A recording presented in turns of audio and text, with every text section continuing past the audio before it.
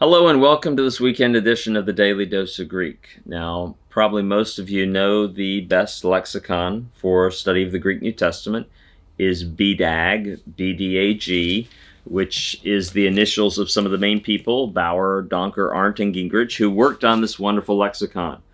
The full name of the lexicon is a Greek-English lexicon of the New Testament and other early Christian literature. This is the third edition. Now, we're not reviewing this today. You know this is the best lexicon. So you buy it, you get it for Christmas, and then you're just sort of like having a Ferrari sitting in your driveway, but you're like, I never learned to drive. So how do you use the BDAG lexicon? This is a question I get sometimes.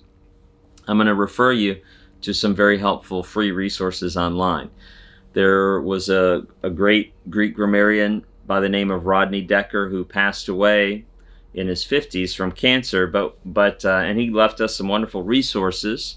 He went to glory from our perspective too soon, but his website with many free resources on it is still maintained by a colleague at his school.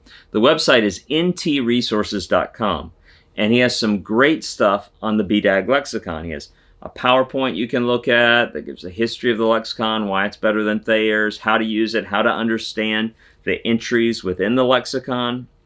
Now, when you first go to ntresources.com, you probably want to type in BDAG up in the search bar. And once you get there, I think the first thing that comes up is his errata sheet from BDAG. But just scroll down, and you'll end up finding PowerPoint and other very helpful overviews and explanations of the BDAG lexicon. So go have some fun looking for that on the internet, and we are grateful for these wonderful things that Rodney Decker left behind for us.